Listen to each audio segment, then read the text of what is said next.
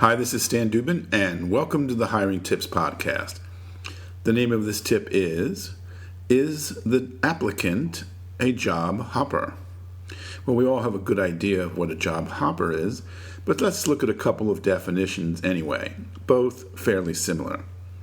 A job hopper is someone who works briefly in one position after another rather than staying at any one job or organization long term. Job hopping is a pattern of changing companies every year or two of one's own volition rather than as a result of something like a layoff or company closure. Well, of course, everyone has the right to improve their circumstances in life. And if that means working for a company for 6 months and moving on, working for another company for 4 months and moving on, and then working for that third company for a year and moving on again, well, one certainly has the right to do that. The reasons a person job hops may not be entirely financial.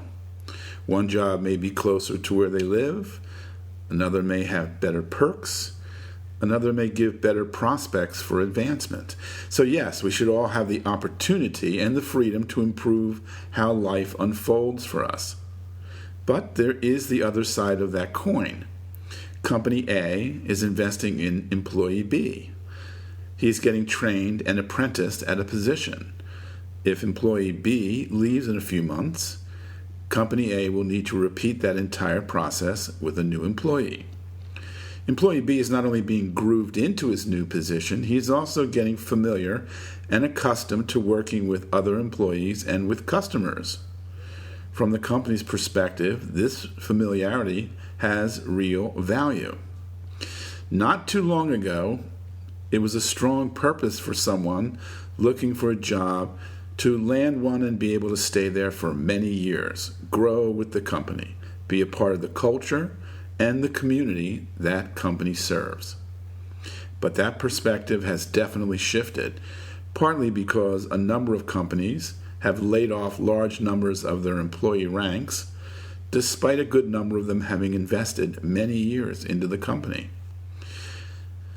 And this perspective has shifted because applicants today want more flexibility and freedom to move from Company A to Company B. So when you're sitting across from someone who looks like an excellent fit for your company, how would you approach this? Well, your first clue, of course, is the resume. If the resume shows considerable job hopping, then I suggest discussing that with the applicant. Go over what the company will be investing and that you would like to hire someone who's going to have some longevity with the company. Well, what does that mean, longevity? Well, you'll need to decide that for yourself. Does that mean at least a year, 2 years, 5 years? But even if the resume does not indicate job hopping, you still may want to have this point hammered out. In terms of contracting the person for a specific period of time, I recommend checking with your attorney on what the laws are for your given area. But all in all, you're in better shape having the conversation with the applicant than avoiding it. Define for yourself and your company what kind of longevity you'd like to see and work it out with the applicant before you make the final decision. Thank you for listening. In addition to our podcast, we have a service that will help you hire honest, trustworthy, and dependable staff. Watch our 3-minute video at thetestingservice.com. Once again, that's thetestingservice.com.